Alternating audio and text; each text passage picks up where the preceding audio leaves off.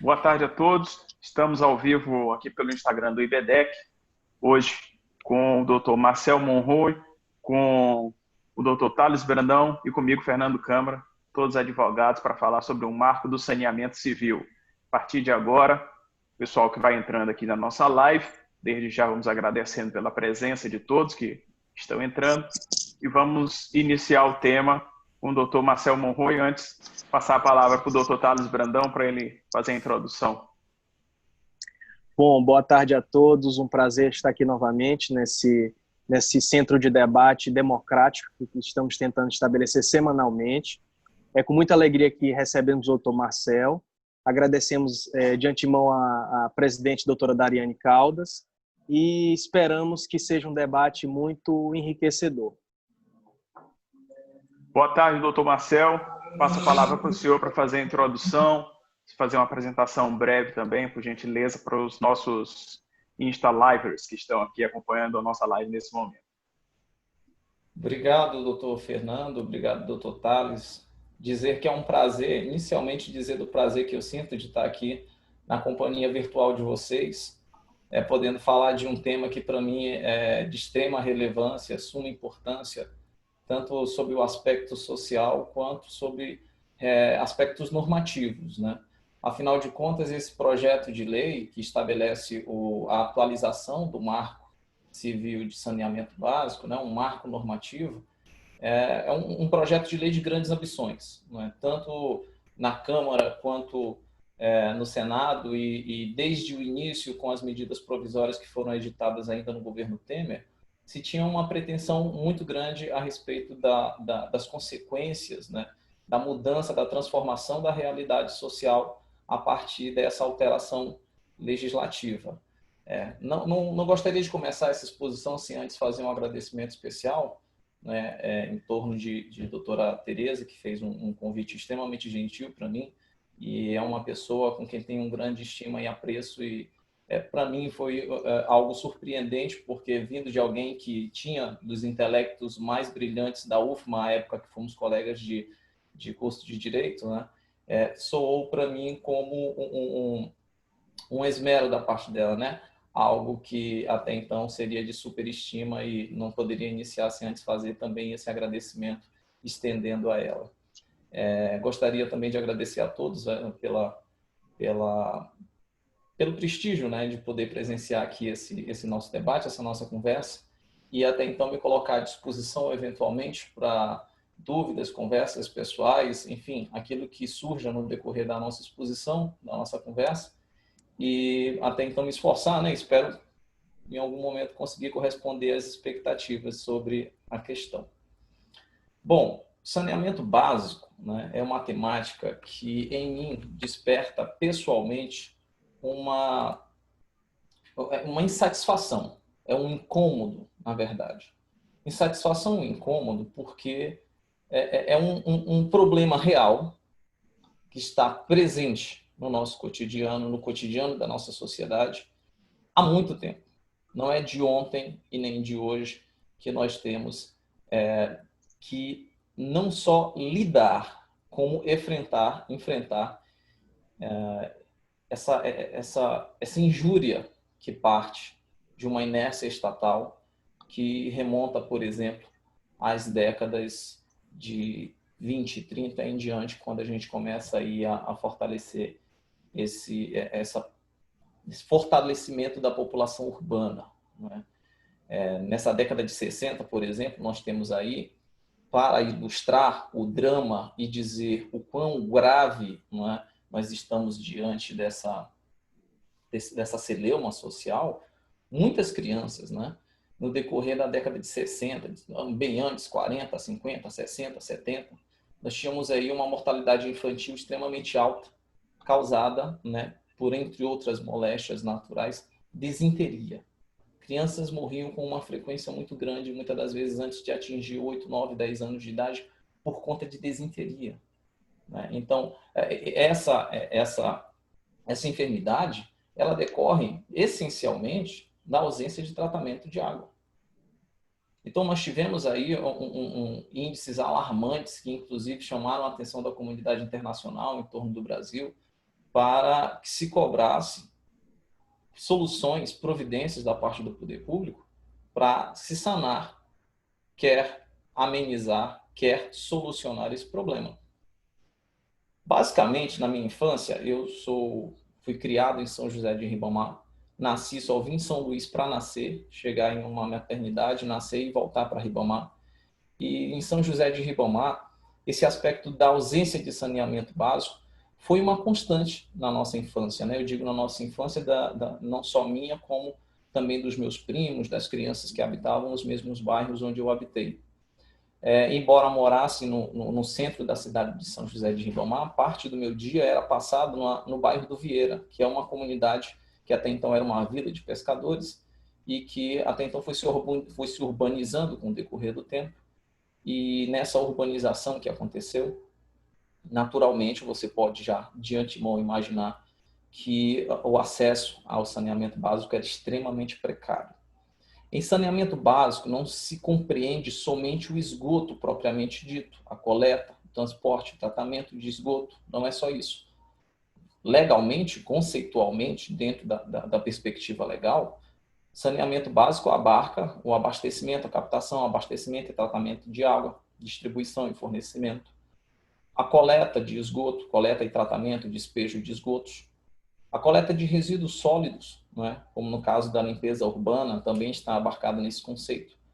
E, por fim, a drenagem de águas pluviais, que são aquelas águas decorrentes da chuva, não é? E que causam, nós que moramos em São Luís sabemos bem dessa realidade também, causa aí alagamentos, né? Não só transtornos, né? Aborrecimentos, como prejuízos sérios, né? Para a nossa comunidade. Não só para a comunidade, como para os indivíduos também, ofendidos em seus patrimônios. Bom, nessa infância, eu lembro de uma situação que, para mim, foi marcante e que causou, em grande parte, esse incômodo.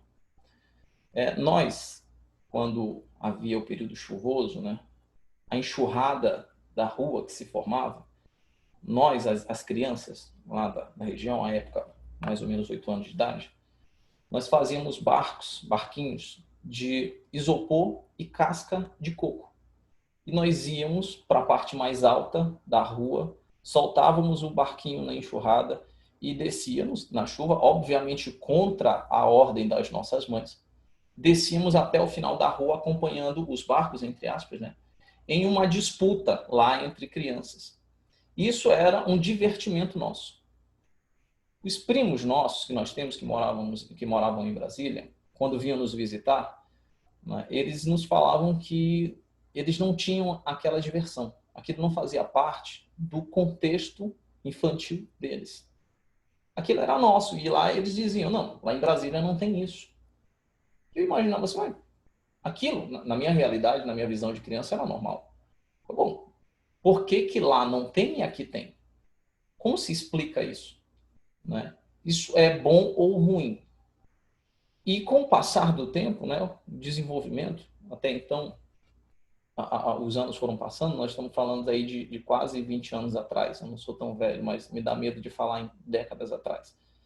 E de lá para cá, esse assunto, esse tema tem me incomodado ainda de uma maneira muito, muito enfática. Por quê? Outro dia eu chegava em casa e passava uma reportagem na televisão, rede nacional, né? E a minha mãe assistia essa reportagem. E eu cheguei no meio da reportagem, olhei uma das imagens que estava sendo reproduzida na televisão e perguntei, isso é no Maranhão, não é? Ela disse, e como tu sabes? Porque tem água escorrendo na beira da rua, na margem da calçada. Isso é uma realidade nossa. E falando já, criando um paralelo aí de televisão com realidade, não é? A urgência desse assunto fica muito clara quando nós observamos a realidade que nos circunda. Nelson Rodrigues falava que a televisão matou a janela.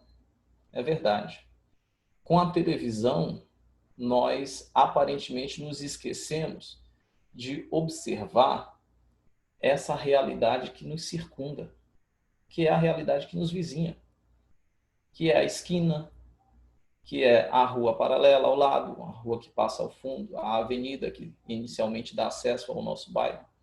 Com a televisão, né, obviamente, há inúmeros avanços, mas nós acabamos absorvendo informações, né, de contextos que são distantes e muitas das vezes não conseguimos sequer perceber o que está próximo.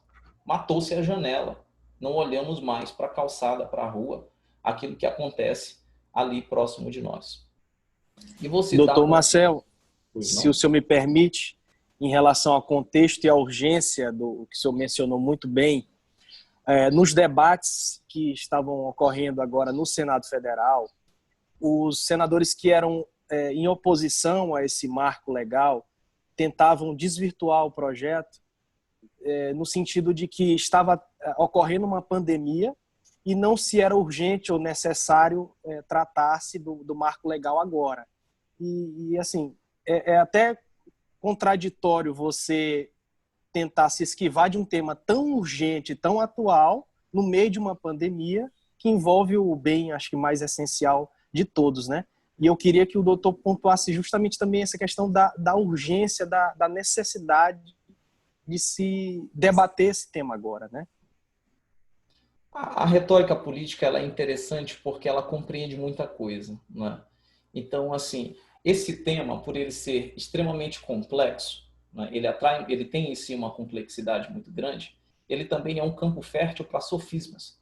Então, aí é possível identificar no decorrer desses debates que aconteceram tanto na Câmara quanto no Senado, se dizer que se está gastando tempo com um assunto quando se deveria, na verdade, se discutir a questão da pandemia como se parte das recomendações que se tem até então, né, como mais indicadas e mais recomendadas, né, por organismos internacionais e mesmo contra a pressão interna dentro do governo, né, pelo próprio governo federal, é justamente a higienização com água, né, obviamente não só a água, mas a água associada a outros componentes químicos, certo?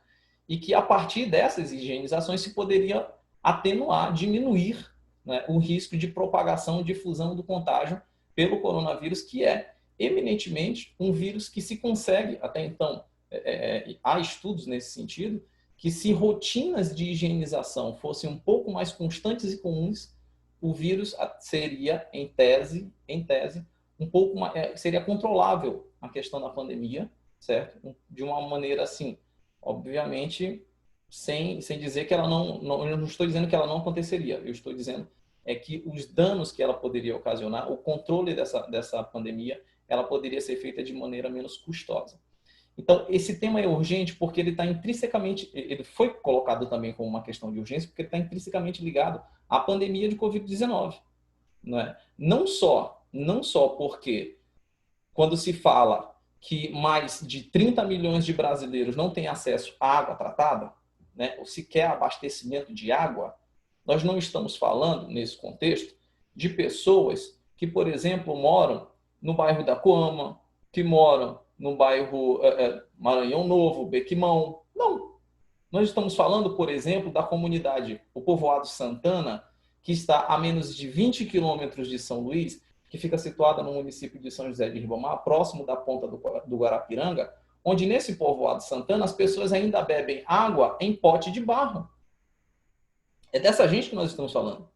E veja só, a menos de 20 quilômetros da capital do estado, em um município que é vizinho a São Luís. Então, esse serviço, ele consegue se colocar, né, embora essencial, embora ninguém está contestando que a água não seja um bem essencial, pelo contrário, se está sempre a reforçar isso, e o projeto em si visa também fortalecer essa concepção de tema, isso precisa alcançar comunidades mais pobres. E aí o próprio projeto prevê mecanismos onde essa universalização ela seja atingível. Né? Porque muitos deles falavam, qual será o custo da universalização? E quem arcará com o custo dessa universalização? Bom, o custo da universalização, ela inicialmente vai ser tratada no âmbito de planos municipais de saneamento básico. E esses planos municipais de saneamento básico, pelo projeto, eles não serão elaborados como a realidade da administração pública brasileira é algo lamentável. Ela não será elaborada com base no Ctrl-C, Ctrl-V que se faz da internet. Eu vou fazer já um paralelo de antemão, um paralelo de uma situação real que aconteceu de fato. Um cidadão procurou o Ministério Público em um determinado município do interior do Maranhão para reclamar que a água que saía da torneira da casa dele, né, estava contaminada, tinha objetos naquela água, né? Ele não sabia dizer que objetos era aquele e pedia a providência da parte do Ministério Público porque entendia que aquilo ali se reproduzia em outras residências.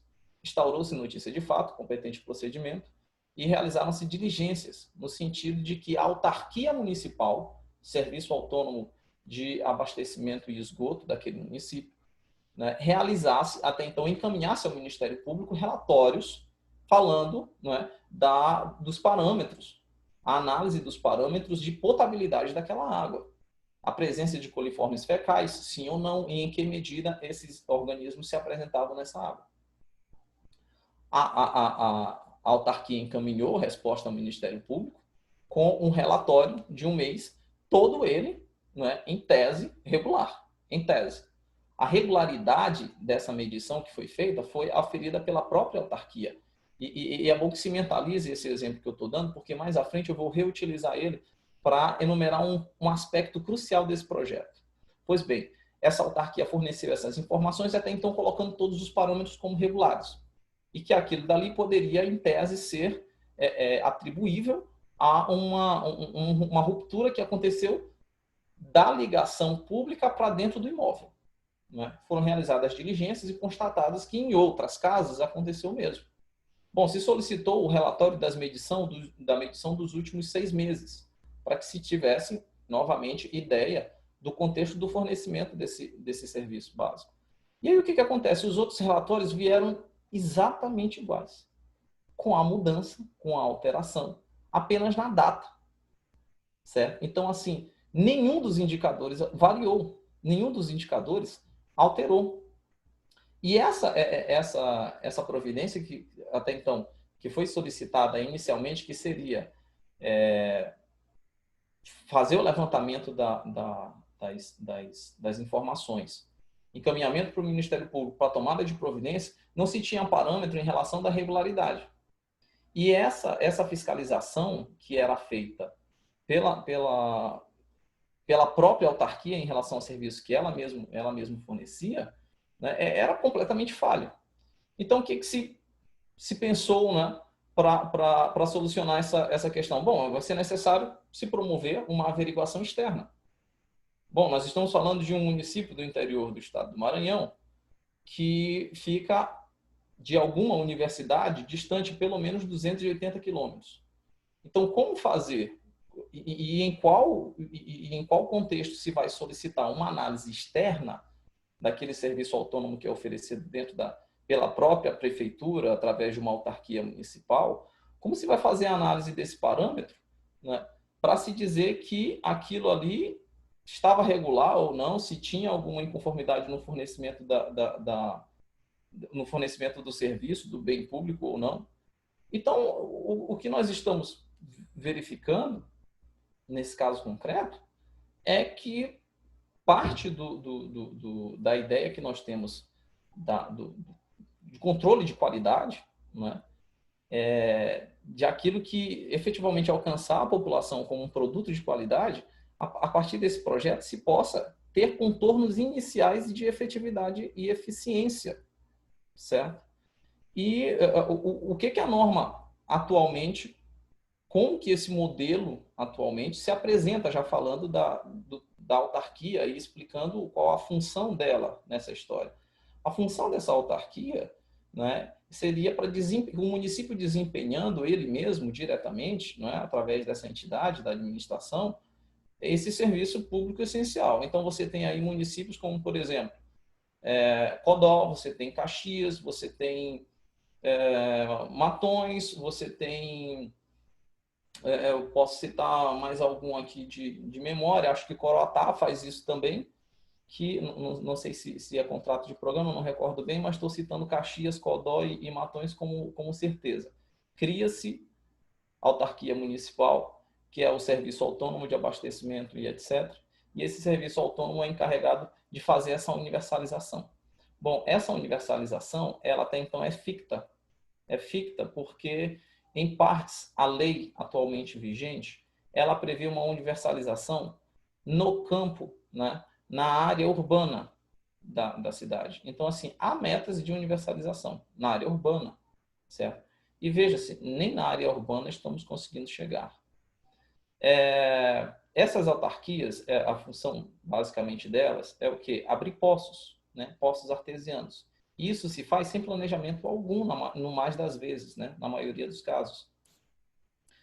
Esses poços artesianos, eles têm uma finitude, né, da água em grande parte, né? Eles não só são reservatórios subterrâneos de água, como se não receberem também a tratação devida, né?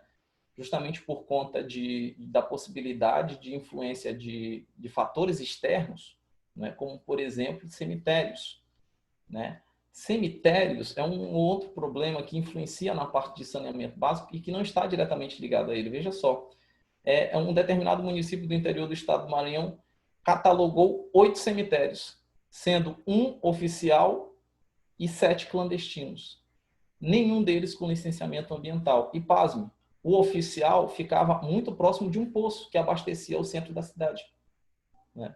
Um poço artesiano que foi escavocado e que abastecia o centro da cidade. Então, com que critérios? Aonde estão os critérios, né? E, de fato, se essas autarquias estão conseguindo atingir as finalidades dela, envolvendo planejamento, envolvendo responsabilidade. Bom, eu acredito que, em alguns casos, o não é categórico. Por quê? A parte do saneamento básico também envolve um campo de corrupção muito grande. Em alguns municípios do interior do estado do Maranhão, a coleta de resíduos sólidos, o varrimento das ruas, que seria até então relacionado à limpeza urbana, a parte de distribuição de água é algo inaceitável. Faz-se licitação em partes do serviço de limpeza urbana, de coleta de resíduos sólidos, por exemplo, mas licitações que não resistem a uma simples análise, porque empresas não têm a capacidade econômica e técnica para fornecer, para executar o serviço que foi contratado. Você vê, até então, garis que trabalham com um boné virado para trás. Não tem luva, não tem botas, não tem a vestimenta correta e adequada no período de pandemia. Sequer receberam máscaras para fazer a proteção pessoal, né, na coleta de lixo, que é um serviço público essencial, esse nunca parou durante a pandemia. Os caminhões não são compactadores, são caminhões que muitas das vezes têm a caçamba aberta, e essa caçamba aberta devolve para o ambiente o resíduo que está sendo coletado. E na hora de fazer o despejo, né, em aterros irregulares. E veja, nós temos aí normas dentro do Estatuto das Cidades que colocavam inicialmente, esse prazo já foi prorrogado diversas vezes, né, e agora, com o novo projeto, vai ser dada mais uma tolerância, né, de extinção dos lixões. Tá? Esse é mais ou menos o cenário atual. Bom, em São Luís. Em São Luís, a questão também é dramática. Muito dramática. O município de São Luís tem, por exemplo, o contrato de programa com a CAEMA. Eu, particularmente, sou uma pessoa muito crítica à administração que a CAEMA tem executado, pelo menos nos últimos 10 anos. Certo? Nós tivemos aí, um outro dia, isso não faz muito tempo, eu acho que, salvo engano, deve fazer 8, 6, 7 meses no máximo. Na região da Península, por exemplo, vamos colocar aqui um contraste para dizer que esse problema atinge o rico e o pobre. Tá? Voltando lá para a história do sofisma. Retórica. Existem discursos que são fáceis de se emitir, de se defender, mas que, fazendo uma análise racional a respeito deles, eles não subsistem.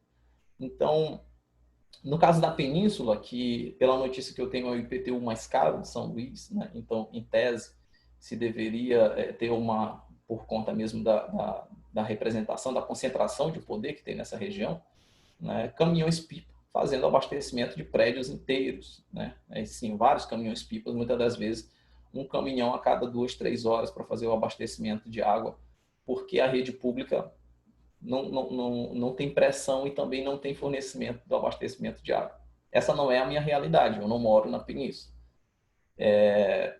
Até outro dia, por conta da pandemia, eu parei de pedalar um pouco mais, mas até outro dia eu via uma obra que a Caima realizava na avenida principal, também da Península, que, pelas minhas contas, já ultrapassava 2 meses, porque eu vinha a São Luís, voltava ao interior, voltava a São Luís novamente, voltava ao interior, voltava a São Luís, e a obra continuava, né? Então, pelo espaço de tempo, eu não sei se ela ainda está sendo realizada, não sei, não faz muito tempo que não ando pela região, mas demorou a um absurdo, né? E isso não é só na Península, no bairro Rio.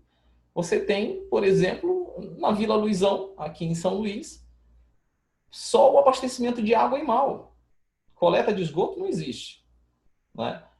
O resíduo que é gerado internamente da residência é despejado em fossa. E essa fossa, na medida que enche, você chama o caminhão, né, que recolhe o dejeto, põe no caminhão, seca a fossa, faz uma higienização eventualmente, quem não faz, só reutiliza. E é isso. E nós não podemos naturalizar esse absurdo, especificamente esse absurdo. Porque nós estamos em 2020. Essa é uma agenda do século passado. Essa é uma agenda que determinados países, não vou citar os de primeira linha da Europa, né? Mas grande parte dos países da Europa já venceram há mais de 30 anos e que já conseguiram universalizar o acesso a esse serviço, a esse recurso, certo? Universalizaram, pelo menos, a parte do saneamento, o saneamento básico, né? de suas regiões. E a realidade do Maranhão, e nós precisamos nos focar nela, porque a realidade dos demais estados também a gente pode até conversar assim, tangenciando, mas o que importa para a gente é a nossa. E na nossa capital é assim, no interior do estado é muito pior.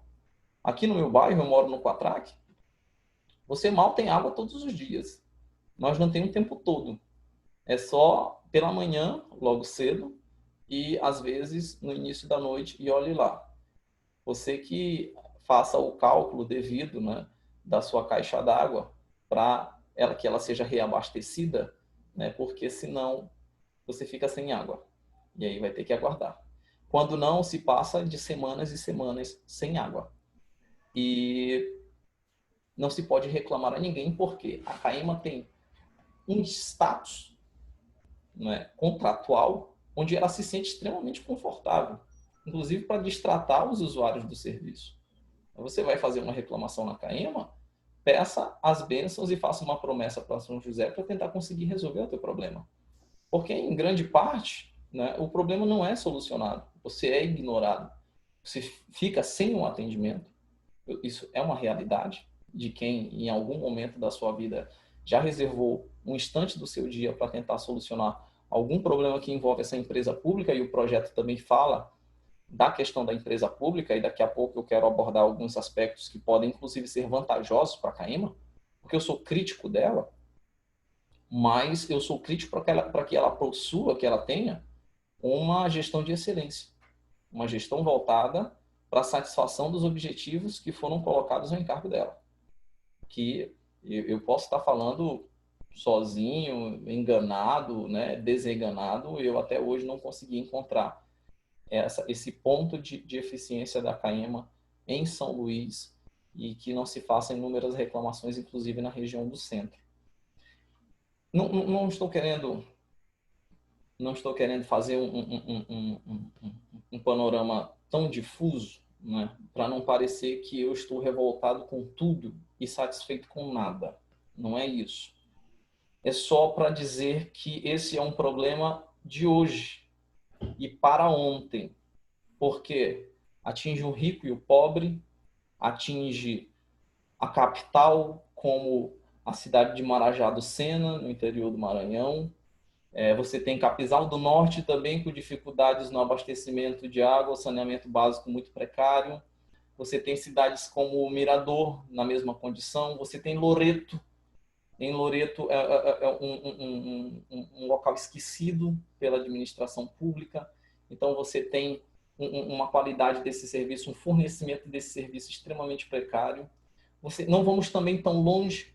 Temos Icatu, a cidade de Icatu, a menos de 110 quilômetros de São Luís. No centro da cidade de Icatu, se você andar mais um pouco, você encontra o lixão da cidade. Está lá, para quem quiser ver. Né? Repleto de urubus.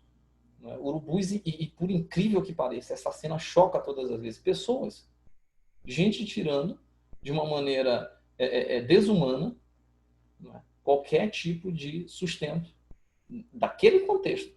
Eu não estou falando de quem faça o remanejamento desse resíduo. Estou falando que aquelas pessoas se sentiram em algum momento obrigadas a se submeter àquela condição de revirar lixo para encontrar ali, muitas das vezes, o alimento do dia.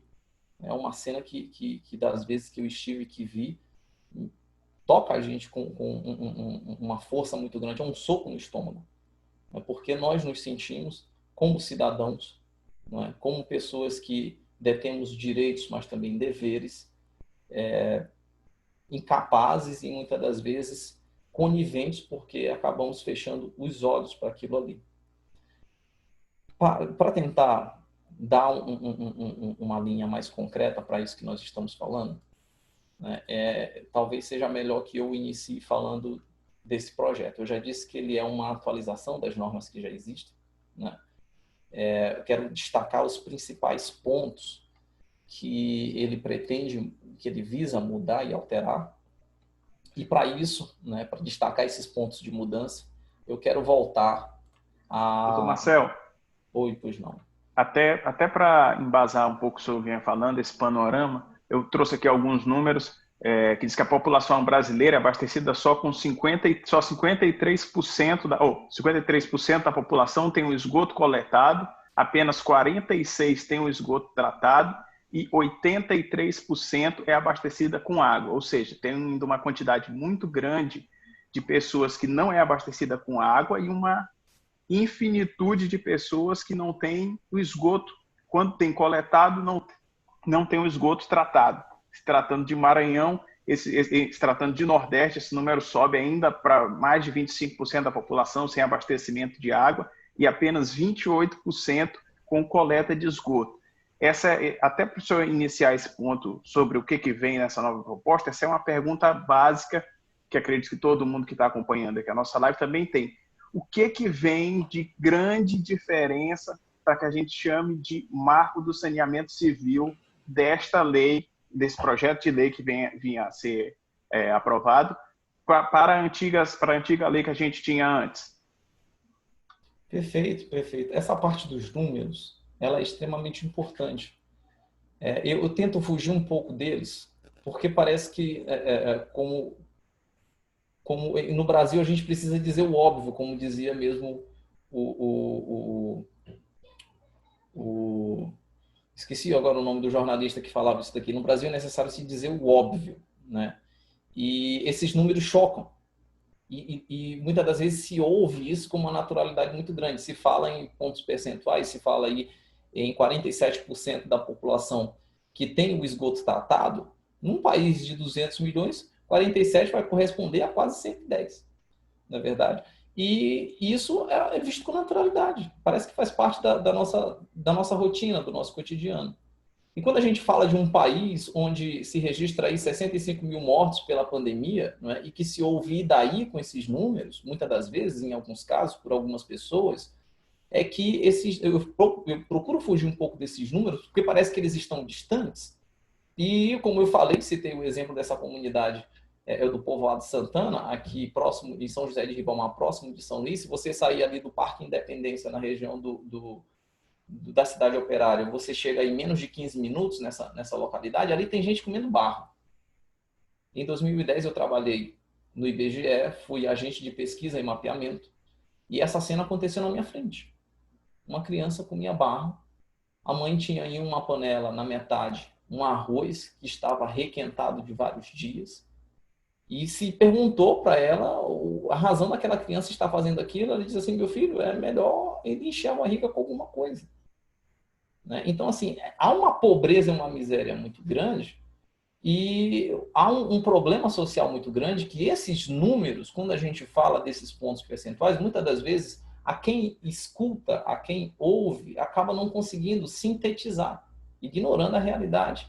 É que assim, não, é 47, um dia a gente chega nos 50. O estado do Maranhão passou uma década estagnado na distribuição de água, na universalização da distribuição de água. Salvo engano, 17, passou de 17,3 para 17,1 em uma década, de 2001 a 2011, salvo engano. Eu posso estar enganado com esse número, mas passou uma década estagnado.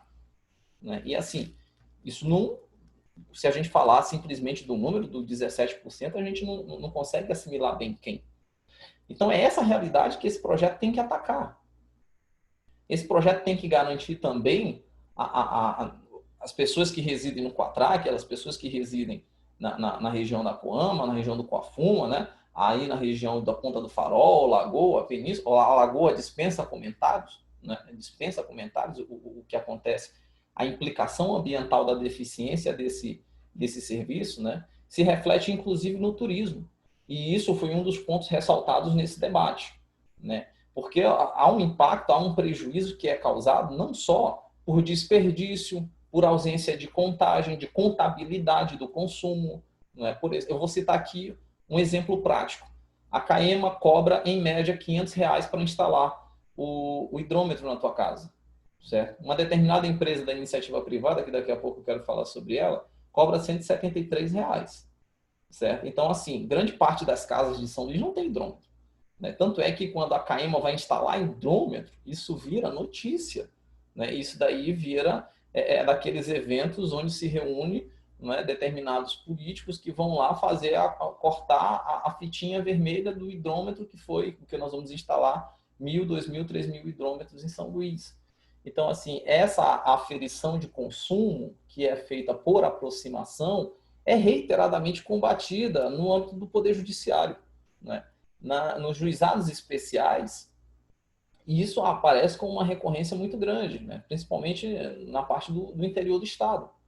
É um tipo de cobrança permitido, mas não em todo caso. Há situações específicas onde se admite esse tipo de cobrança. E qual a explicação que a Caema dá para a falta de hidrômetros? Bom, que é caro. É caro. O hidrômetro é caro. Nós não temos dinheiro, né? A Caema acumula um déficit mensal da ordem de 22 a 25 milhões por mês. Né? No acumulado do ano, você já sabe aí que isso vai passar da dezena, da centena de milhões. Né? E de onde vem esse dinheiro? Bom, parte do caixa da Caema é abastecido com aportes do governo do Estado. E o governo do Estado do Maranhão, o Estado do Maranhão já tomou empréstimos com instituições financeiras internacionais, como o Banco Mundial, para aplicar em ações de saneamento, de distribuição, muitas das vezes de reforma, de reparo. Né? Nós temos aí o sistema Italuís, que não foi só refeito, né? Paralelamente refeito, como a origem desse recurso, em parte, não é só do Tesouro Estadual. Certo? Então, há uma falência dentro do próprio sistema, onde a universalização acabou comprometida. Né? Por quê? Porque você tem mau dinheiro para custear a operação. Quem dirá para investimentos? E é esse ponto de financiamento e investimento que daqui um pouco mais para frente, eu estou tentando marcar o meu tempo, para dar tempo de a gente conversar sobre tudo, porque o projeto traz soluções que, a meu sentir, podem ser extremamente favoráveis para a universalização. Dependerá, em grande parte, dos intentos, das mobilizações, instituições da sociedade civil organizada, certo? Que necessariamente precisarão atuar de uma forma muito enfática, principalmente na proteção do consumidor. Porque até então, outro argumento dos críticos é que em outros países do mundo, o processo de retirada da participação estatal no sistema de saneamento básico foi fracassado e que, depois da retirada, o Estado teve que se reinserir nesse contexto. O que, aos olhos iniciais do leigo, pode parecer um grande argumento, mas que aqueles casos em específicos, você pode citar aí alguns países da Europa, né, não detinham uma estrutura, uma arquitetura normativa parecida com a que está sendo aplicada inicialmente. Né? Há, por exemplo, saídas, ou pelo menos iniciativas que produziram efeitos favoráveis, como, por exemplo, em Santiago, no Chile. Né? Outro dia, um jornalista publicava em um jornal que ele, correspondente da imprensa, que ele fazia parte de alguns jornais no Chile, ele disse que saiu pela manhã e encontrou a empresa de saneamento básico abrindo um buraco. Ele disse assim, pronto, vão abrir um buraco na frente da minha casa e eu vou ficar com a água jorrando na frente da minha casa toda a vida. Na volta, no final do dia, o buraco já estava fechado, o serviço tinha sido executado e ele foi até o local e procurou vestígios da obra que, quando ele saiu, estava acontecendo. Ele não encontrou. Eu lia aquilo descrente do jornal. Não é possível que isso aconteça. Na minha realidade, não. Na minha realidade, a prefeitura passa um asfalto aqui na minha rua e daqui a 4, 5 dias vem a Caema, faz um buraco e não tapa. E aquilo ali se transforma em uma cratera. Isso acontece cotidianamente aqui no Quatraque.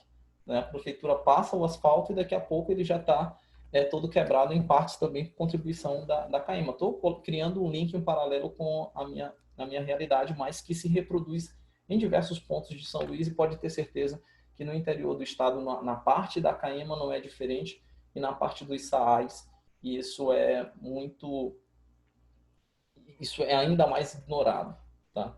Eu particularmente vi um serviço relativamente satisfatório em relação ao abastecimento de água em Codó, quando morei lá. Então, para mim era uma felicidade muito grande ter água 24 horas todos os dias. Eu falava isso para as pessoas que são do meu convívio. Eu disse assim, Codó tem uma coisa espetacular, tem água 24 horas por dia, 7 dias da semana. Né? Eu conseguia chegar em casa do trabalho e lavar a minha roupa no final do dia, com a água que estava saindo diretamente do abastecimento da rua. Né? Eu sou um indivíduo que estava ali encantado com aquilo ali, porque em São Luís eu não tenho isso. Em São Luís você não tem isso. Eu não sei se há esse local, inclusive peço até a ajuda de vocês, se em São Luís há esse local onde há água vindo do abastecimento público 24 horas por dia, 7 dias por semana. Gostaria de fazer uma visita por lá, se possível, né, para ver aquilo com os meus próprios olhos. Mas, pois bem, voltando aí para o que já existe, não é? A legislação que será atualizada, ela data de 2007. O contexto de 2007 é que nós estamos no governo Lula. Eu não tenho observações ideológicas para fazer a respeito disso. O que eu tenho para dizer é que o contexto era absolutamente distinto do atual. Eu vou colocar como a concepção, que até então era um programa de governo, um programa político, que estava sendo executado naquele momento. Com o programa político, não entendo qualquer coisa depreciativa, apenas como ideias que foram eleitas pela população para serem executadas e priorizadas pelo Estado federal, pelo governo federal. Tá? E naquele momento. Então, essa legislação, ela está muito focada no financiamento público do saneamento básico. Então, toda ela foi estruturada e arquitetada, centralizada no financiamento público. Então, a origem dos recursos para o saneamento adviria do orçamento federal. O orçamento federal abasteceria, faria a transferência de recursos para que os governos estaduais, em cooperação com os municípios, implementassem essas políticas. Óbvio que, atualmente, nós não temos essa possibilidade. O orçamento público federal está quase em colapso. Mais agora no período de pandemia, mas desde antes nós temos aí uma crise fiscal instaurada desde 2014, que já produziu efeitos nefastos. Né? Então, o financiamento público não é uma opção tão interessante nesse momento. Pode, inclusive, ser uma opção como o próprio projeto não afasta o financiamento público. Ele só tenta permitir que o capital privado se aproxime dessas áreas. Certo? E aí eu vou fazendo observações a respeito de possíveis indagações que possam surgir nesse contexto.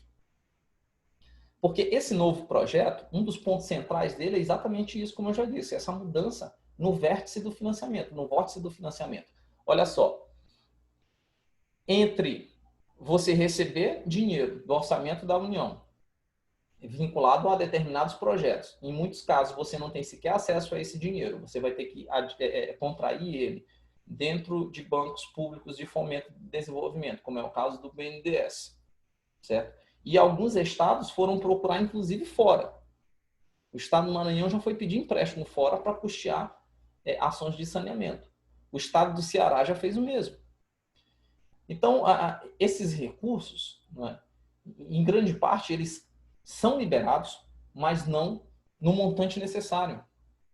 Libera-se aí, em média, 10 bi de recurso que sai dos cofres da União, que fica até então programado no orçamento da União para ações de saneamento básico.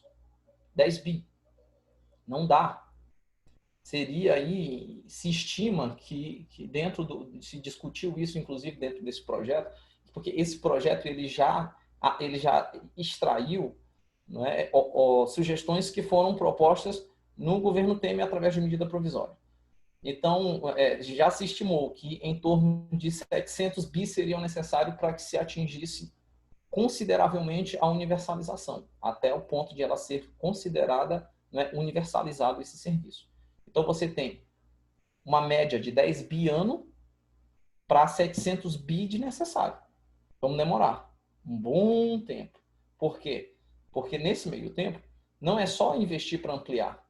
Investir para ampliar e operar o próprio negócio. Muito desse dinheiro não chegava sequer a ser utilizado em ampliações. Muitas das vezes, só para corrigir estruturas que já existiam e que já estavam entrando em colapso. Por conta da falta de manutenção, da falta de reparos e etc. e tal. Então, como isso vai funcionar? Como esse capital privado vai se inserir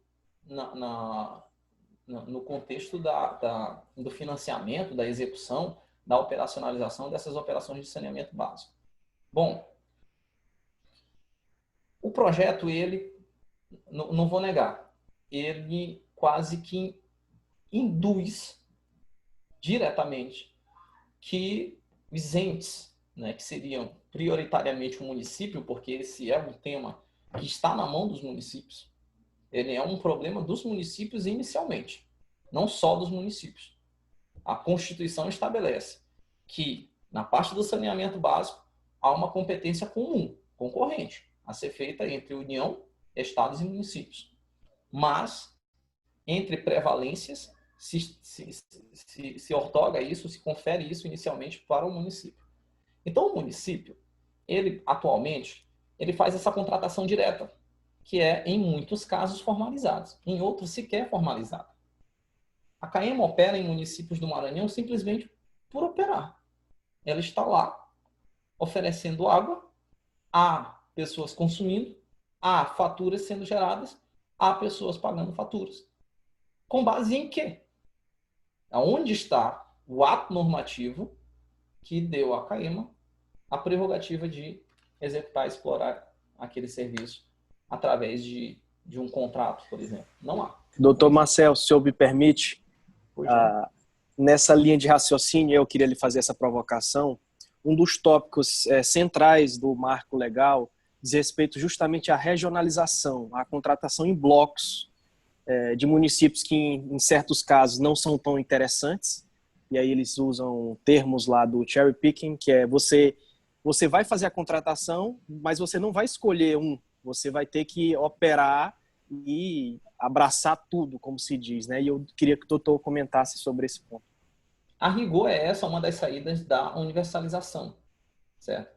Porque essa formação de blocos, né, você poderia até colocar aí como consórcios intermunicipais, que há a previsão no projeto da criação de autarquias intermunicipais que funcionariam como agentes reguladores, né, como agências reguladoras, pessoas jurídicas da administração, notadamente não só vinculada a um deles, que seria encarregado de fazer a regulamentação e fiscalização desses serviços, né, em blocos não necessariamente de municípios contíguos. Não há, por exemplo, a necessidade de se fazer a imperatividade, né, a demanda decorrente diretamente da lei, de que esses municípios sejam contíguos, vizinhos, né? Então, você pode, por exemplo, ter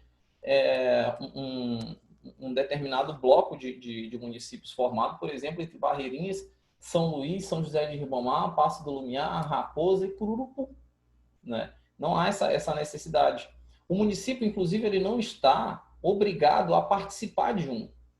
Querendo e podendo, ele pode operar ele próprio, através da sua própria autarquia, né, aquele serviço, seja autarquia, seja diretamente, enfim, essa organização aí vai ficar mais ao cargo da filosofia de execução dessa política pública que o município vai querer adotar. Então, ele não está obrigado a participar desses blocos, e esses blocos são uma saída interessantíssima, né? É uma saída interessantíssima, mas que esbarra numa dificuldade tamanha que nós temos, e que eu vou citar um exemplo da região metropolitana de São Luís, os municípios que compõem a região metropolitana de São Luís, pelo menos São José de Ribamar, Passo do Lumiar e Raposa, junto com São Luís, não conseguiram até hoje formar algo parecido, certo? Entre as administrações. Veja só, há desde 2007 conversas no sentido de se criar esse consórcio, de se criar essa entidade intermunicipal, onde, por exemplo, um dos serviços que seriam licitados em conjunto, né, seria da limpeza urbana. E aí, diante dessa dificuldade que ela é unicamente política, é de construir um consenso, certo? De construir de estabelecer bases e diretrizes em torno de necessidades que são comuns a essas entidades. E aí o que acontece? Acontece fatos como tem aqui no Quatrac, uma avenida onde do lado de lá é São José de Ribamar e do lado de cá é São Luís. E a Prefeitura de São Luís varre só metade dessa avenida. E fica a metade do que, em tese, estaria dentro do município de São José de Ribamar suja. E aí basta um vento para que se traga de volta toda a sujeira para o lado de São Luís. Então, assim, essa situação esdrúxula, ela serve para ilustrar uma dificuldade na construção de consensos, do diálogo, do estabelecimento de propósitos comuns que os municípios precisarão, muitas das vezes, e o projeto prevê isso, com coordenação do governo federal e do governo estadual, suplantar. Porque o projeto, muita gente fala que o projeto ele quer privatizar determinados municípios, né? Em determinados municípios, privatizar o oferecimento, a oferta e a execução desse serviço. E nesses municípios mais atraentes haveria uma concentração e os menos atraentes ficariam ao largo, né? Não ficariam abarcados pelos benefícios que esse projeto, em tese, teria a oferecer. Bom, nesse caso específico, naturalmente, será necessário que a própria comunidade, e aí já trazendo para o controle social, se envolva nessas discussões. Porque os destinos, os ditames dos municípios, ele inicialmente ele vai passar pela mobilização que a sociedade tem naquele ambiente. Então, vou citar, por exemplo, no município de Matões, há um conselho que foi criado pelos próprios moradores, chamado Conselho Comunitário pela Paz. E, embora seja inicialmente para discutir questões de segurança, essa instância deliberativa e incrivelmente fiscalizatória, né, que não tem previsão em nenhuma lei municipal ou estadual, simplesmente a sociedade se organizou e as pessoas comparecem a essas reuniões, né, ali se delibera sobre inúmeros aspectos, inclusive se expede, né, se expede ofícios, se postula providências da parte dos poderes públicos a partir de deliberações que são feitas dentro desse conselho de fato. Então, isso é um exemplo de que, obviamente, ampliando a agendas, as discussões, né, isso envolveria uma grande discussão para que o município procurasse construir, articular com outros municípios a participação nesses blocos para que, a rigor, esses serviços também alcançassem o município em tese menos interessante. Uma outra saída que existe para isso são as parcerias público-privadas. As parcerias público-privadas, elas são interessantes dentro da seguinte ideia. Imagine-se que em um determinado município, né, por conta das peculiaridades dele, não inicialmente o serviço que se presta lá, vamos imaginar aí uma situação ideal, seja satisfatório, que não haveria até então muito interesse na desestatização, certo? Da titularidade desse serviço, e se faria, há uma necessidade para que se atinja a universalização, a implementação de determinadas obras e a construção de uma determinada infraestrutura para que se alcançasse também um outro aglomerado urbano próximo, certo? Ok. Com as parcerias público-privadas, você teria aí a possibilidade de incluir o capital privado no financiamento da construção dessas infraestruturas, eventualmente, e aí a própria lei das parcerias público-privadas estabelece que dentro de 5 anos, no mínimo, esses contratos seriam cumpridos e respeitados, não podendo exceder a 35. E a partir do momento que essa infraestrutura fosse finalizada e, posteriormente, houvesse a exploração da parte do particular que arcou com essa construção inicial, isso fosse devolvido ao poder público pronto e operando. Eu não sei se eu ainda estou online, eu estou? Ou não? Tá sim, tá online, estamos lhe ouvindo. Estou online. Então ótimo, porque às vezes falando sozinho a gente perde noção do tempo. Pois bem, esse financiamento que seria feito, esse investimento que seria feito pelo capital privado e depois devolvido ao poder público, ele poderia perfeitamente ser utilizado a posteriori, tá? Pela própria entidade. Então você poderia ter uma autarquia municipal e a existência dessa autarquia municipal não impediria o município de realizar licitar parcerias público-privadas para ampliação dessas infraestruturas e, após expirado o prazo do contrato da parceria público-privada, da PPP, isso retornar ao patrimônio do ente. Então, essa também é uma solução que permitirá a expansão desse serviço. E veja que já acontece de fato, não de direito. Já eu tenho conhecimento de uma situação onde na ilha de Carrapatal, entre o município de Icatu e Humberto de Campos, há um particular que gera energia elétrica. Ele instalou toda a infraestrutura de abastecimento de água, certo? E ele, até então, quando a pessoa tem interesse em ter água encanada, entra em contato com ele, ele constrói parte da infraestrutura para levar o abastecimento de água que sai de um poço artesiano até a residência da pessoa. Essa infraestrutura ela fica toda instalada para atender a casa da pessoa, e esse indivíduo faz a cobrança de uma taxa para manutenção do serviço. Então, assim, não é tecnicamente a parceria público-privada, mas é uma das formas que, por exemplo, o particular achou ali dentro da realidade dele de suplantar uma omissão do poder público e garantir, em tese, um dos aspectos do saneamento básico para pessoas ali daquela comunidade. Então, ele tem a rede de energia elétrica, onde ele gera, através de painéis solares, ele gera energia para o domicílio dele e compartilha com outros domicílios. Ele tem ali um abastecimento, um poço artesiano de onde ele extrai água potável, na visão dele, e também compartilha aquilo ali com outras pessoas. Eu estou usando esse exemplo apenas para dar a ideia das linhas gerais do que pode ser inicialmente construído. Óbvio que você terá situações onde, por conta de má vontade política, e aí o campo já é outro, já foge mais do direito e entra na parte mesmo da maturidade, não é? Da maturidade política, onde determinados municípios vão acabar se isolando para depois utilizar um argumento de vulnerabilidade e dizer assim, olha, isso não funcionou aqui com a gente. Mas, assim, será se houve mobilização? Né? Isso daí vai ter que ser comprovado, inclusive para a própria agência. A própria agência, a Agência Nacional de Águas, que ela recebe uma nova roupagem nesse projeto, a Agência Nacional de Águas ela vai funcionar como um órgão central e regulador. Vocês estão conseguindo me ouvir bem ainda? Sim. E justamente essa era uma pergunta que eu tinha guardado, mas o doutor já começou a comentar, é interessante. Queria justamente que falasse sobre essa nova roupagem e a importância das agências reguladoras nesse... As agências reguladoras, na minha opinião, deram muito certo. Não são perfeitas, mas deram muito certo. Bom, estamos de volta aqui ao vivo no Instagram do IBDEC Maranhão. Hoje, fazendo webinar com o Dr. Marcel Monroy sobre o Marco Civil do Saneamento Básico. O Dr. Thales Brandão fez uma pergunta, a gente foi interrompido pelo tempo de Instagram, que encerrou em 1 hora. Estamos voltando agora já para fazer a parte final aqui do nosso webinar. Dr. Thales Brandão, a pergunta novamente, por gentileza.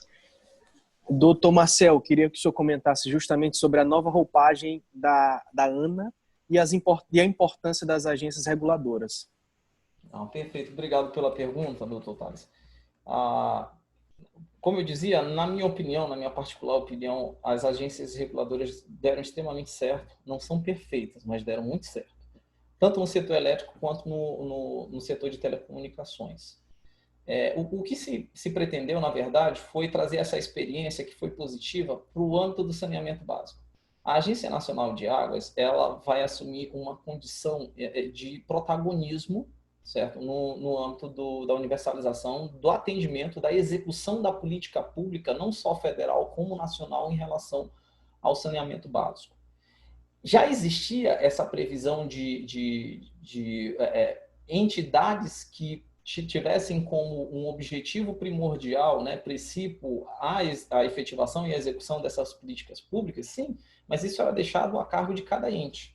Agora não, a Agência Nacional de Águas, ela vai receber esse encargo e ela vai assumir uma posição eu não vou dizer controlador, mas eu vou dizer de gerenciador de todo esse sistema e dessas metas. E para isso o projeto prevê mudanças que, na minha visão, são extremamente oportunas. Como, por exemplo, especialização. Bom, esse órgão ele vai ser, entre as incumbências que ele recebeu, encarregado de dar uma espécie de consultoria, eu diria assistência técnica aos municípios e às entidades regionais, que seriam os estados. Por quê? A especialização técnica é uma coisa muito precária nesse ponto, nesse tema, nessa temática e nessa seara. As pessoas que, em grande parte, elas assumem o gerenciamento, né, ali atuam na ponta de frente desse serviço, muitas das vezes a gente percebe que são pessoas que sequer formação superior possuem, ou então uma formação técnica extremamente vaga, e acabam que não conseguem compreender a dimensão, a magnitude daquilo em que estão envolvidas. E muitas das vezes não é por dó, não é por má vontade, má fé ou qualquer coisa. A omissão, em muitos casos, decorre exatamente de uma ignorância, que a pessoa não tem o conhecimento para conceber, criar iniciativas, né, implementar políticas públicas, até então dimensionar instrumentos legais e colocar em prática esses ditames que decorrem, seja de uma lei federal, como no caso do saneamento básico, e há hipóteses onde a legislação municipal ela atua também, principalmente na criação desses parâmetros de qualidade. Essas pessoas que estão envolvidas nesse sistema muitas das vezes não têm a capacitação. Então a ANA ela vai assumir esse encargo de também fazer uma disseminação das informações do conhecimento a respeito da parte de saneamento básico. Então, daí decorre, né, você pode perceber logo de antemão, uma oportunidade de negócios. Porque essa escassez de conhecimento, ela acontece tanto na parte técnica, quanto, por exemplo, na área jurídica. Não é? Há uma escassez muito grande de profissionais da área jurídica com conhecimento nessa área do direito, que até então vai ser uma nova área de direito regulatório. Não é? Há uma necessidade, inclusive, de consultoria da parte dos municípios, de escritórios de advocacia, né?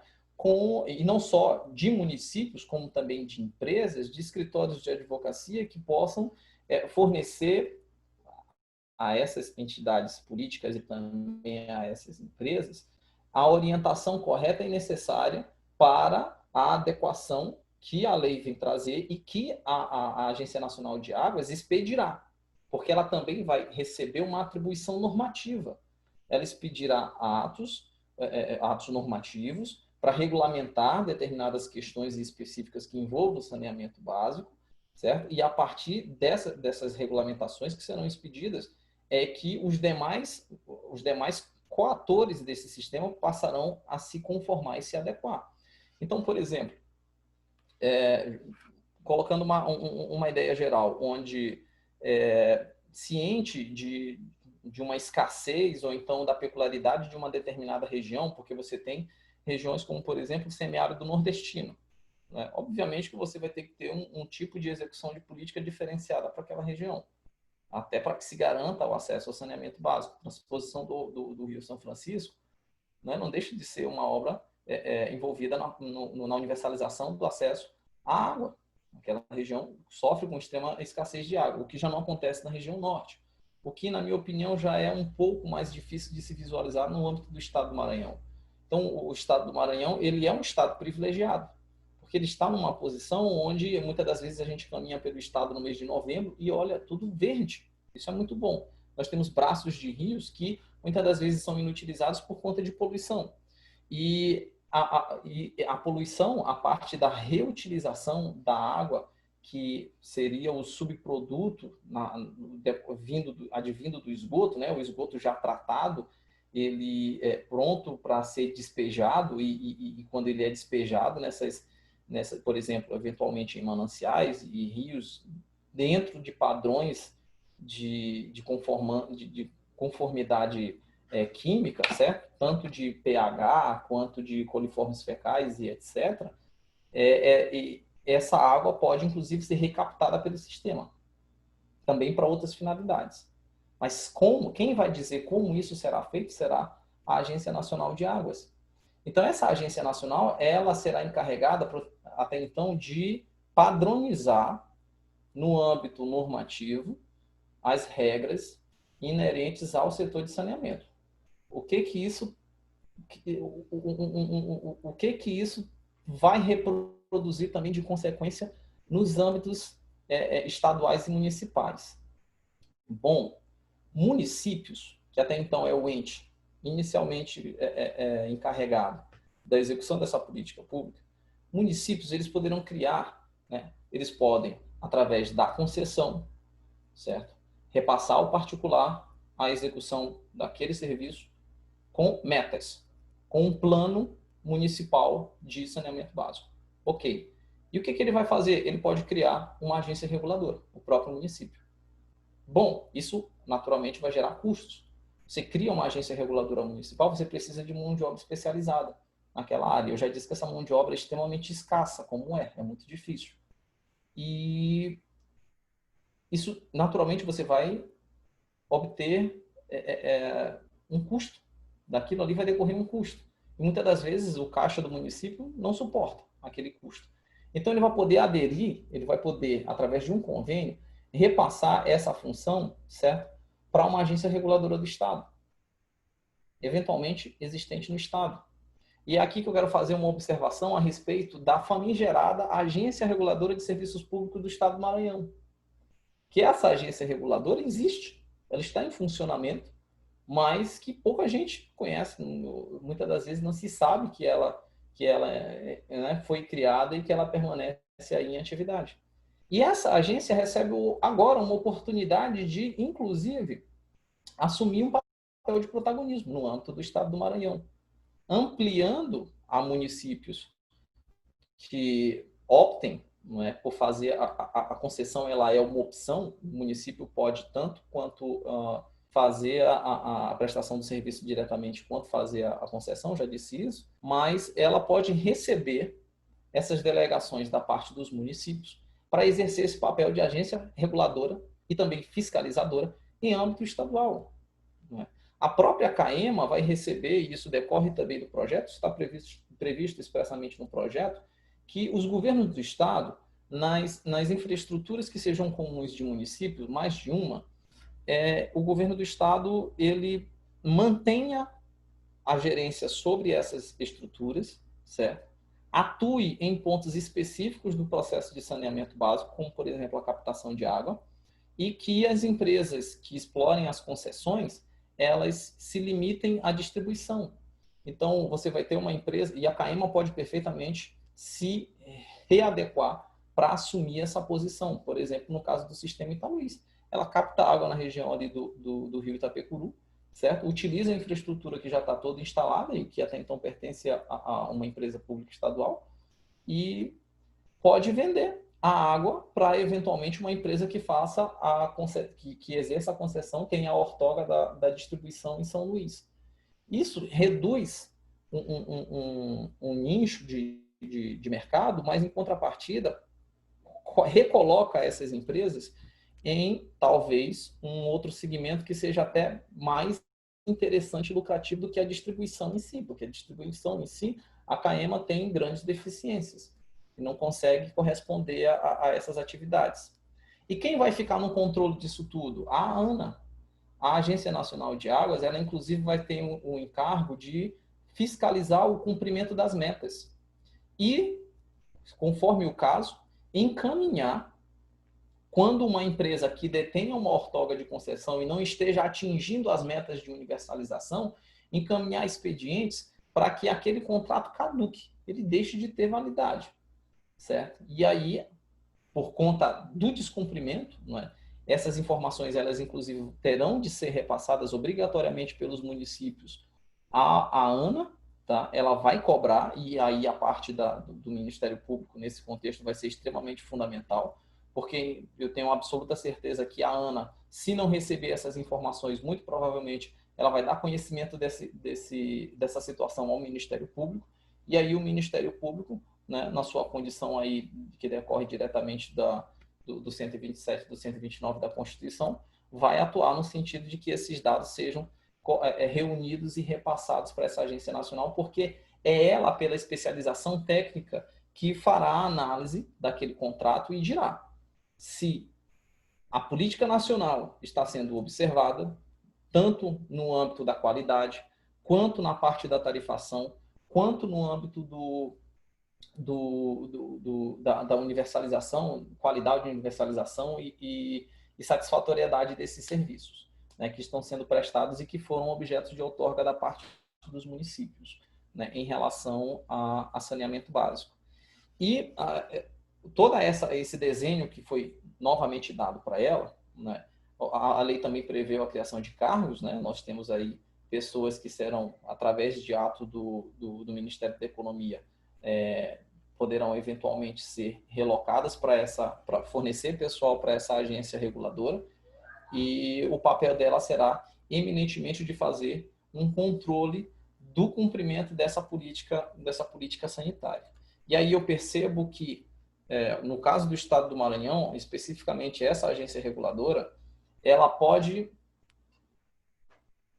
se reacelerar, né? Porque ela anda assim, quase que alegórica.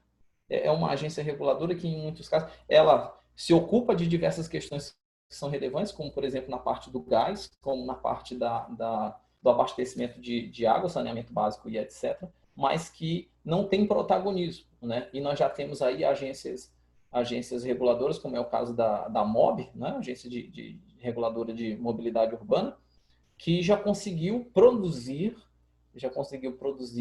efeitos práticos na vida cotidiana, né, num curto espaço de existência, né? Você já visualiza aí um controle maior na parte dos transportes alternativos, não só alternativos como regulares, intermunicipais, e isso também no interior do estado já conseguiu se tornar uma realidade por lá. Eu quase sempre encontro com vans do transporte alternativo que tenha sido submetidas a alguma inspeção. Isso daí acontece inclusive na cidade de Balsas, na cidade de Imperatriz, na cidade de Timon, na cidade de Caxias.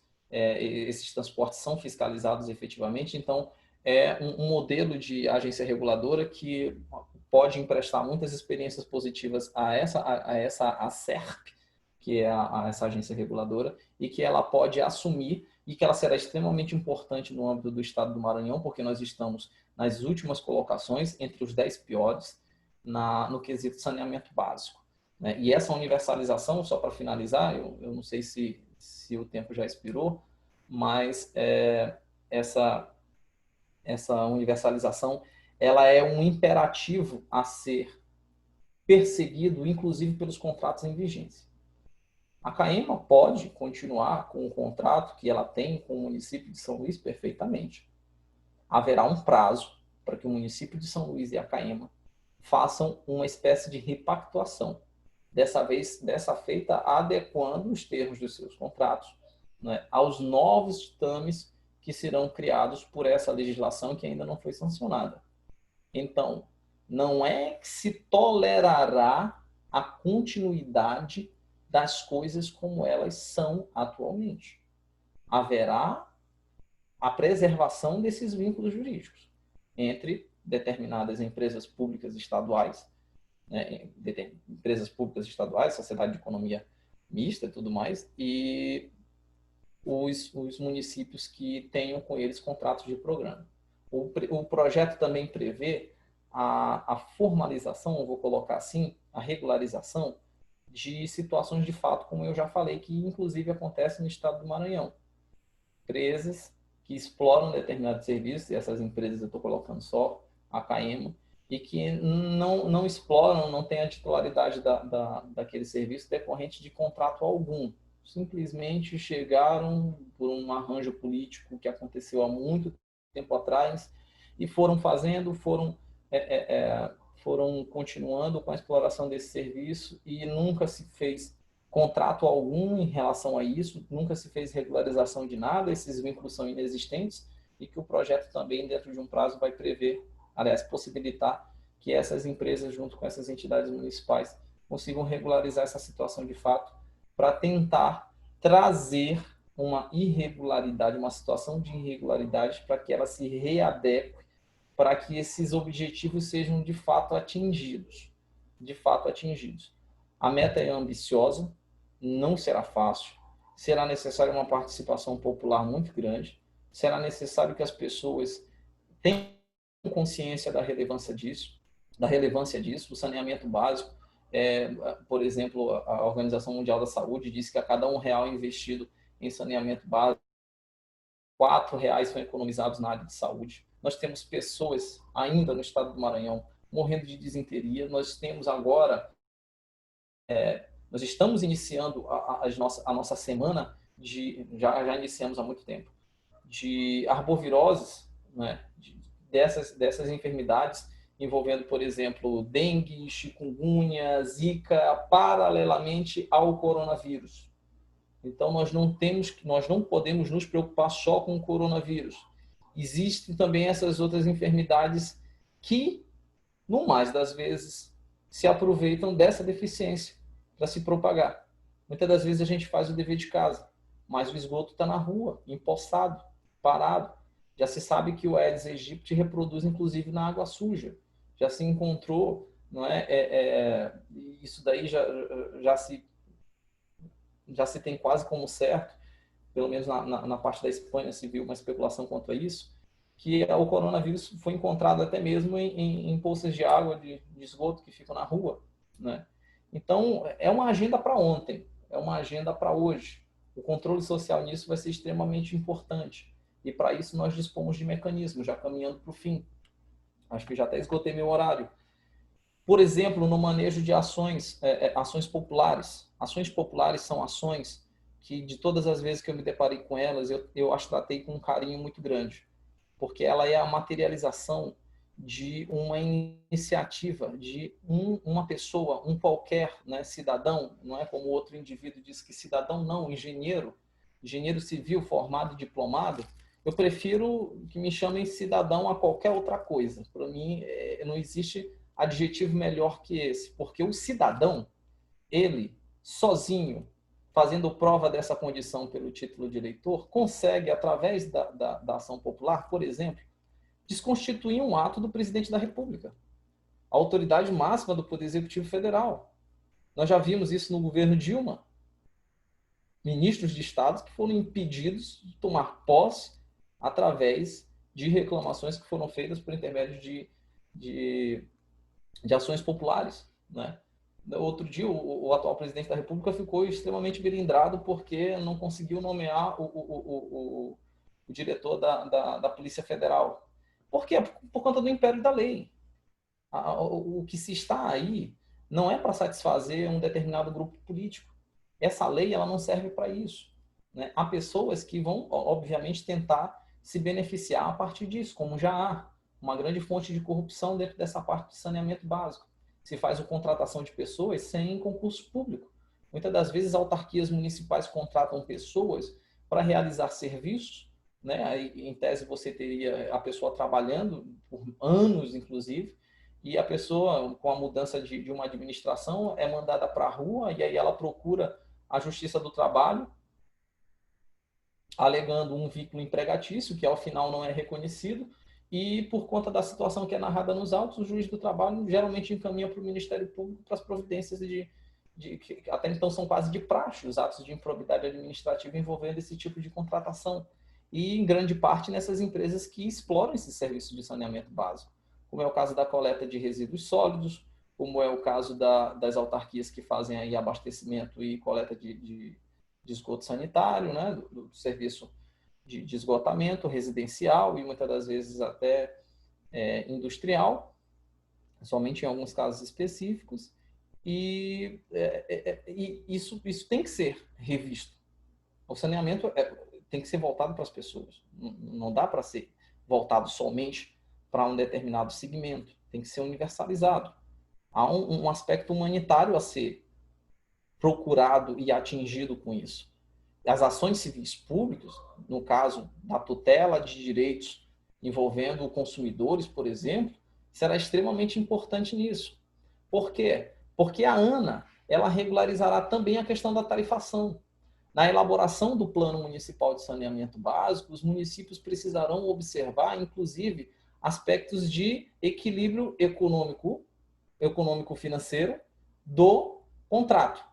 E a tarifação, a respectiva tarifação. Será necessário um plano, e esse plano deverá abarcar não só a região urbana, como a região rural, também essa universalização, e esse plano ele precisa prever, em todos os casos, flutuações que não podem se converter em prejuízo imediato para os consumidores.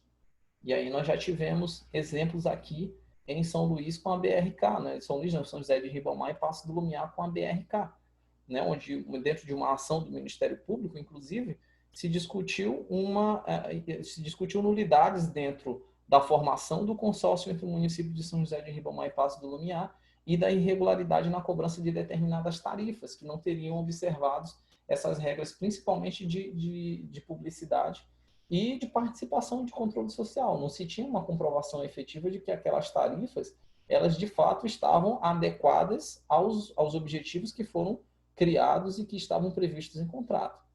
Então, a sociedade vai ter que participar disso. O Ministério Público não consegue sozinho fiscalizar toda a estrutura administrativa de um município.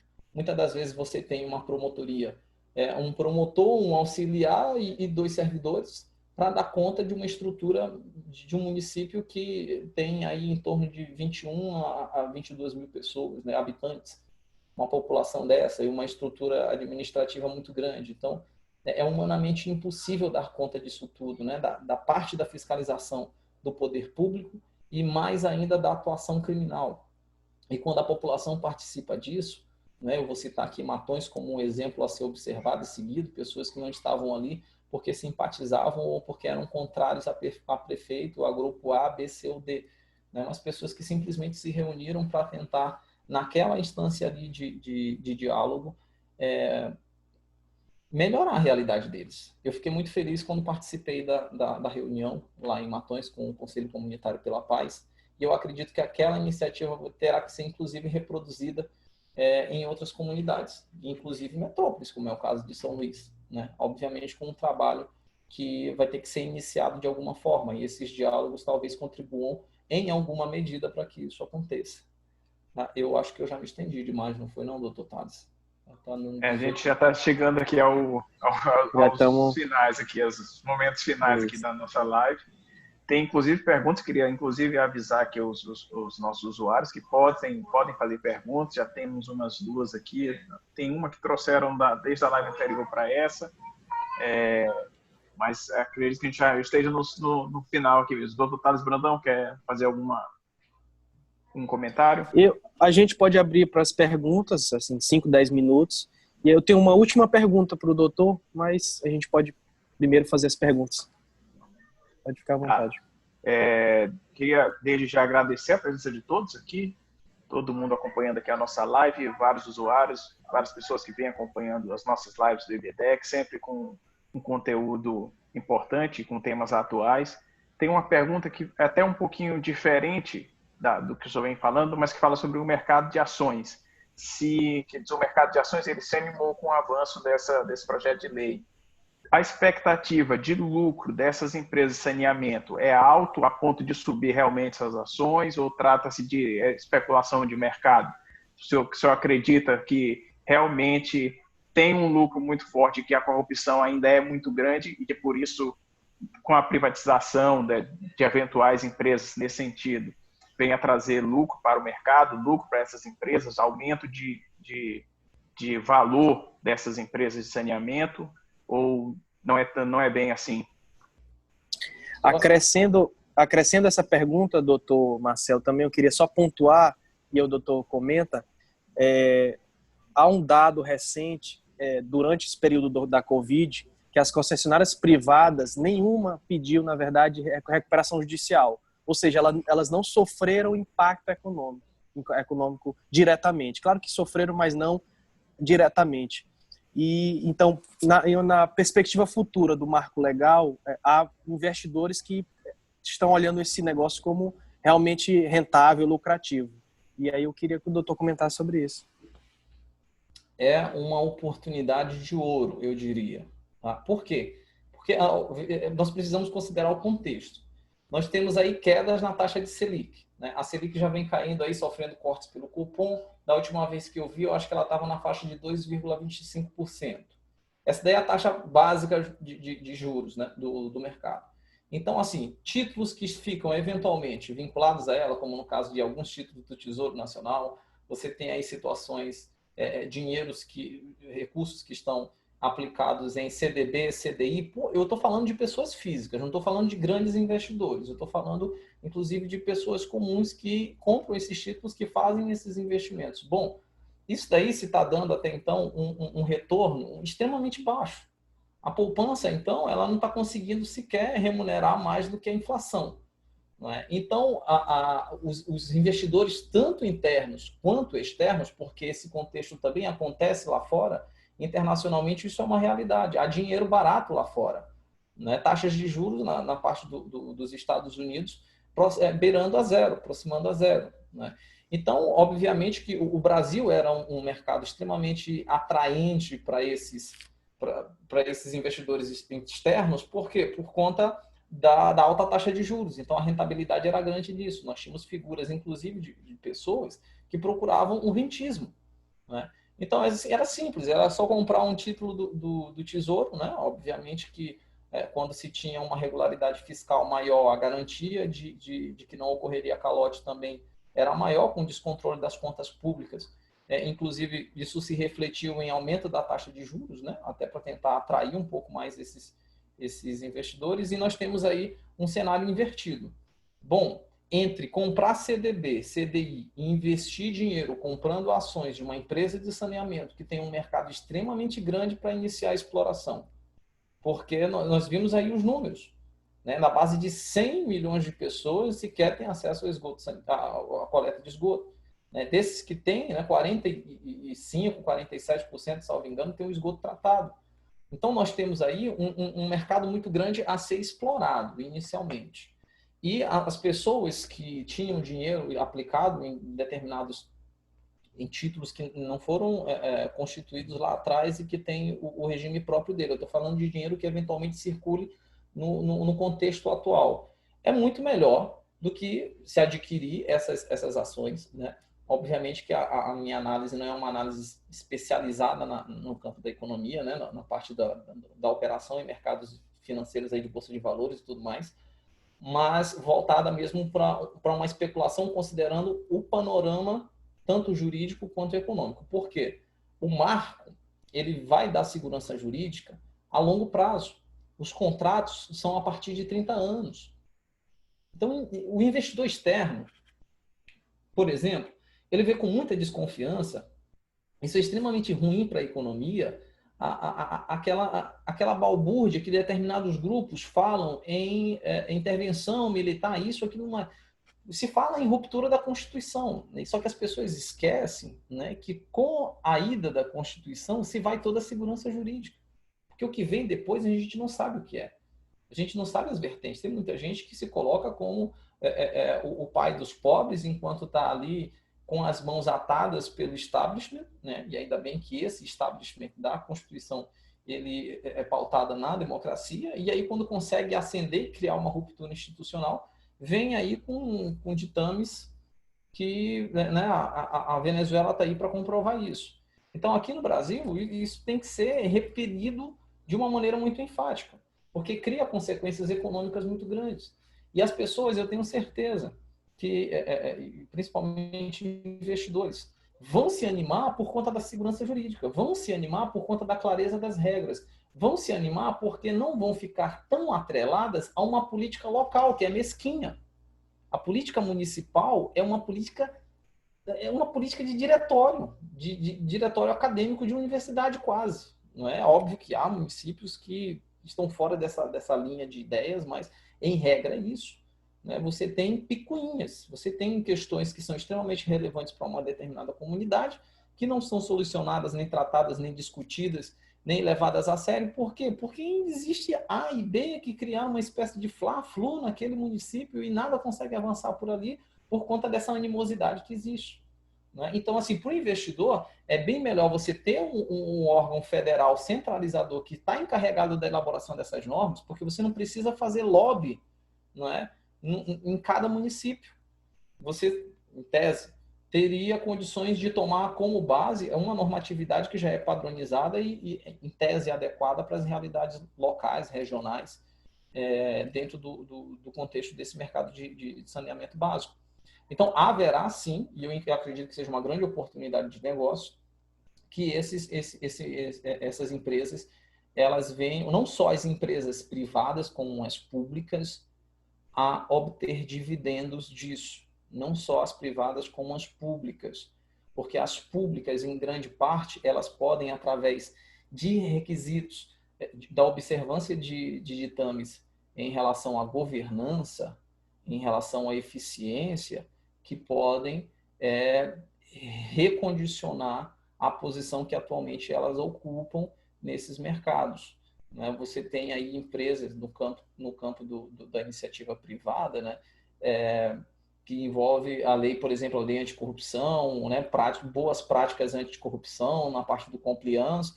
Então, eu acho que o contexto pior para se fazer esse tipo de especulação é lá atrás. Esse risco não está totalmente eliminado, fulminado. Mas eu acredito que já avançamos muito no aspecto da anticorrupção. Eu acredito que os órgãos de fiscalização também já estão muito melhor preparados para exercer esse papel de fiscalização e de controle, certo? E eu acho que o próprio capital privado, considerando o contexto, acabará que, dentro de um certo grau de contenção, procurará mais se voltar para a mudança da percepção do usuário final, porque pessoas frustradas como eu, com um serviço que é oferecido, enfim, ao que há espalhado por aí, são quase, né, eu acredito que 9 em cada 10 pessoas não esteja satisfeito com os serviços que recebe na parte de saneamento básico, falando aqui de São Luís. Mas que isso propiciará, sim, uma rentabilidade muito grande. Se a pessoa eventualmente não quiser, né, se envolver aí com a compra de ações de empresas, ela pode perfeitamente operar em um outro segmento do mercado. Né? A BRK, por exemplo, ela lançou, mês passado, ela fez um anúncio de debêntures no mercado e conseguiu arrecadar 90 milhões de dólares, aproximadamente. Eu acho que 80 e alguma coisa. Eu acho que está mais para perto de 90 do que para de 85. E isso daí é um sucesso muito grande. porque a BRK conseguiu captar, sem a necessidade de tomar empréstimo de banco público, por exemplo, a uma taxa de rentabilidade da Selic mais 4,5%, salvo engano, o que, para os padrões de investimento, pode até parecer interessante. Melhor que isso daí, talvez o ouro ou o dólar. O ouro deve estar, da última vez que eu li alguma coisa aí, 40% se valorizando no ano, o dólar 20 e tantos por cento. Né? Então, assim, são alternativas. Melhor do que o CDB, que deve estar pagando, acho que tem alguns aí, algumas linhas de banco aí que estão pagando 100% da Selic, né? E a Selic eu acho que ainda deve estar em 2,25%. Mas dá para ter ideia de que é atrativo, sim.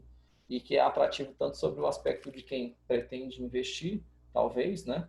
Quanto de quem pretenda explorar, né, na parte de assessoramento, na parte de atuação direta nesses mercados. Porque terá isso eventualmente terá também um segundo reflexo na parte eventualmente de litígios, né, com o consumidor. Eu entendo, na minha prática, naquilo que eu tenho tido contato, que é muito melhor você litigar com uma empresa privada do que com a CAIMA.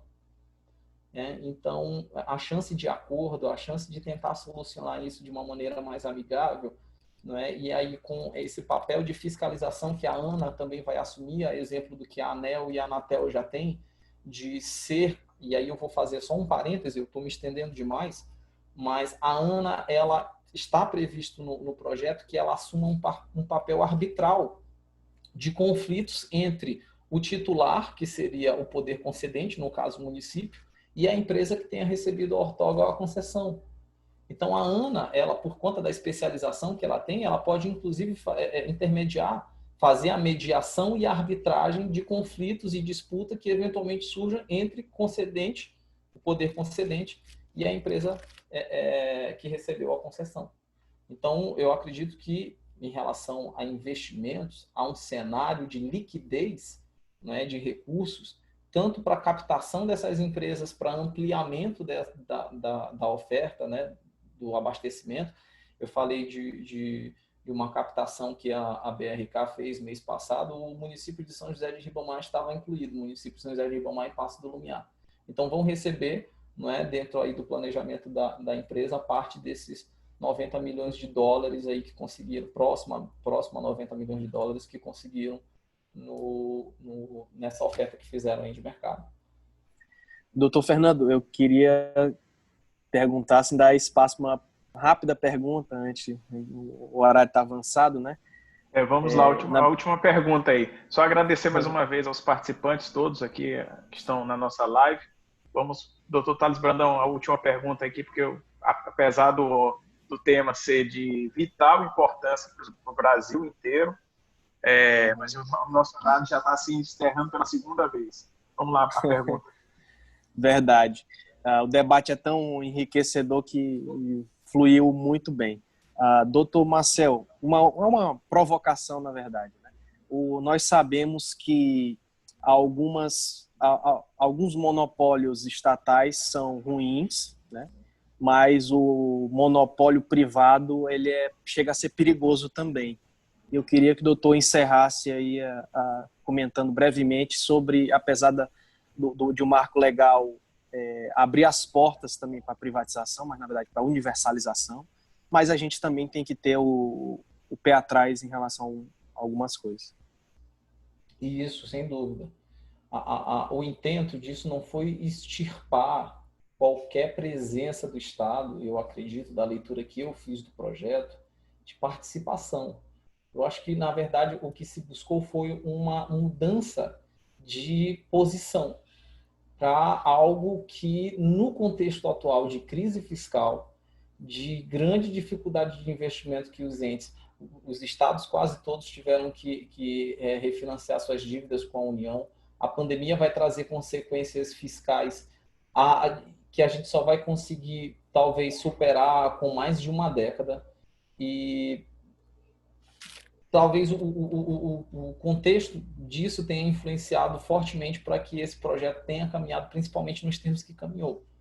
Então, o Estado, eu falo Estado gênero, não vou falar aqui só dos governos dos estados enquanto entidades políticas regionais, mas o intento disso não é simplesmente extirpar, né? Porque esses monopólios privados eles podem inclusive ser cruéis nessa matéria, porque a água é bem público, aliás, é bem essencial à vida, né? E, obviamente, que haverá pessoas que não tenham condições de arcar com os custos disso. E, para isso, o projeto prevê formas de compensação, né, de inserção e de inserção dessas pessoas que não têm a capacidade de arcar com esses custos inicialmente, embora já se saiba também que cada real investido em saneamento básico se corresponde a algumas quase R$ 6 que se retorna de ambiente de negócio que aquilo ali pode favorecer ou propiciar de surgimento. Então, você obviamente terá uma participação econômica dessas pessoas, uma inserção no mercado de trabalho ou até mesmo de desenvolvimento de atividades afins, né? Porque não vão estar atreladas só diretamente, mas também diretamente a esses investimentos.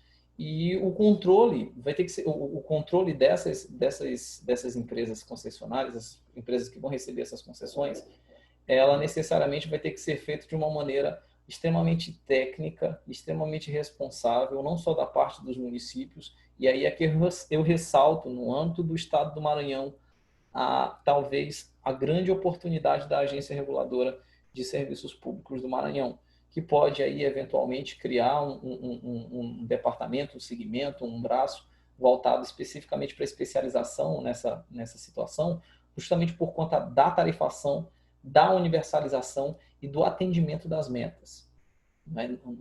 Não deve acontecer, e há mecanismos para que isso não aconteça, de que o custo da universalização ele seja de toda forma repassada para os usuários finais.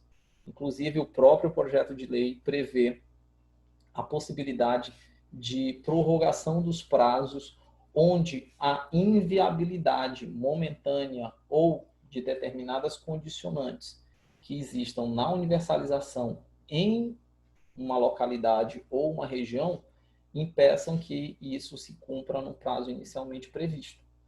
Então, não se fará a universalização, em tese, de qualquer forma, não é? De forma que se entregue de maneira como se fosse um cheque em branco para as empresas que seriam detentoras dessas concessões, para que elas arbitrem o valor de tarifa, de preço do serviço, né?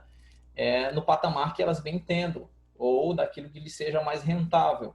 Há necessidade de observância ao plano, há necessidade de observância a normas que serão expedidas pela ANA, há também a efetividade do controle social que será feito. E isso será feito caso a caso, no âmbito do Poder Judiciário, dentro das distorções que eventualmente aconteçam, no âmbito das ações coletivas, como no caso da atuação do Ministério Público e demais legitimados, ou até mesmo, né, eventualmente, e eu torço muito para que isso aconteça, dentro das ações populares, que elas servem inclusive para atacar eventuais omissões do poder público, seja na fiscalização, inclusive quem esteja no exercício de função tipicamente pública, não é? Então, eu acredito que haverá diversos controles em relação a isso. Nós estamos caminhando para um ambiente de maturidade institucional muito grande, apesar dos pesares, apesar de todas as crises, e eu acho que com os instrumentos que atualmente nós dispomos, nós conseguiremos contornar esses entraves que possam surgir. Eu não quero me estender mais, talvez uma última fala que eu tenho para agradecer ao Dr. Tales pela paciência, Dr. Fernando também pela solicitude, pela educação, pela cortesia com que me trataram. Para mim foi uma felicidade especial poder falar desse tema, falar que eu realmente continuo atuante nele, pelo menos na minha participação naquilo que esteja ao meu alcance, para tentar iniciar os debates em relação a esses temas e, eventualmente, quem dera se eu conseguisse modificar alguma coisa nessa realidade, porque ela, como eu disse anteriormente, ela é perversa. Ela produz cenas que nos fazem ficar envergonhados não é, daquilo que ocasionou aquilo ali e de qual a nossa postura em relação a essas coisas que existem e que estão na janela. Passam também na televisão, mas dá para manter a televisão sem precisar matar a janela. Olhar pela janela, porque isso está na calçada. A água está escorrendo na calçada da gente, né? E as pessoas continuam ignorando essa realidade, criando uma espécie de metafísica paralela nas palavras de Fernando Pessoa. E esse tipo de debate, ele auxilia nisso, no chamamento a essa realidade, para que se dê a tônica da urgência, que isso não é para que nós fiquemos postergando ano a ano, década a década. É algo que precisamos resolver o quanto antes. De fato, doutor Marcel, tema realmente importantíssimo. Nós conversamos aqui com o doutor Marcel Monroy sobre o Marco Civil do Saneamento Básico hoje. Lembrar a todos os usuários que estão acompanhando a gente aqui na nossa live que ela fica disponível também no YouTube do IBDEC, em questão de mais ou menos 1, 2 horas, só o tempo da gente fazer uma edição rápida para tirar alguns trechos que saíram do ar, não ficaram, a gente teve o corte entre uma live e outra, e logo em seguida a gente coloca essa live também disponível no YouTube do IBDEC. Você pode estar pesquisando lá IBDEC MA e você vai encontrar essa e outras lives que a gente já vem fazendo desde o princípio aí da pandemia, até um pouquinho antes disso. Doutor Thales Brandão, suas considerações finais para agradecer o convidado também. Eu queria agradecer ao doutor Marcel pela brilhante exposição. Esse debate é extremamente pertinente, é necessário, trouxe informações fantásticas para todos nós, aprendemos bastante. Doutor Fernando também, parabéns pela participação. E eu queria dizer, doutor Marcel, que o senhor foi muito feliz ao dizer que essa batalha é de todos nós, né? Essa batalha é coletiva, essa batalha tem que ser travada diariamente, continuamente, porque é esse o paradigma de sociedade, sobretudo a brasileira, maranhense, na verdade, que a gente precisa olhar para frente, né? O paradigma do saneamento básico, eficiente, responsável e universal. Então, parabéns pela exposição, mais uma vez obrigado pela participação, e a gente está à disposição. Agradecer também a doutora Dariane, nossa presidente, pela iniciativa, e dizer que eu saio muito feliz e esperançoso que novos debates e a sociedade civil também se debrucem mais sobre esse tema tão caro a todos nós. Então, muito obrigado a todos. Sou eu quem agradece. Muito obrigado a todos, agradecemos pela presença aqui na nossa live, pelos comentários, e a gente se vê numa próxima live que em breve vai estar agendada também no nosso Instagram. Muito obrigado a todos.